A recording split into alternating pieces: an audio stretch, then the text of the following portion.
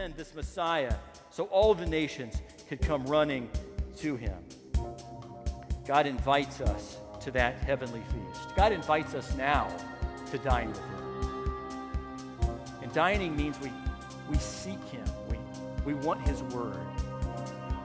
Like when he talks about wine and food and bread and silver and gold, I mean, those are the things that God spiritually is offering us. And it's going to become a reality, right? I mean, when he comes again, it's going to happen. And all of that prepares us for the reality that's coming. He says in verse 6, "Seek the Lord while he may be found. Call to him while he is near." You know, I love the fact that he's talking to exiles and he said he's near. But seek him while he can be found. While he's calling you, if you hear Jesus, God calling you, like answer the call. Seek him while he can be found. Seek him before your heart gets too hard to respond to the prompting of the Holy Spirit in your life.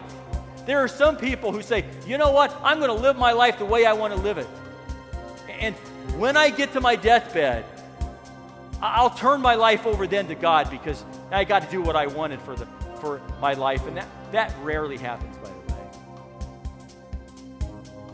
Don't bank that you're going to have a deathbed to be on to give your life to God one day, because God could take it today. So he's saying, while he can be found, seek him. He is near. In verse 7, let the wicked one abandon his way and the sinful one his thoughts. Let him return to the Lord so he may have compassion on him, and to our God, for he will freely forgive. You know, he's saying you need to abandon your ways because they're evil and they're sinful. Like the world's ways, the way you're brought, those things are sin. You need to abandon them, forsake them, forget them, move off of that path. Because that path leads to nowhere. It leads to emptiness and desert and wilderness and exile. That's where Israel was. That's where the path they were on led them into exile. And God's saying, that's not where you want to be. And he's saying, you know what to expect when you return to me? A God that they had rejected, a God that they had spurned. They went after other gods and served other idols. And God says, you know what to expect from me when you return? I'm going to freely forgive you, and I want to extend my compassion. And that's a beautiful promise of God to the exiles in Israel. Say, just come and return.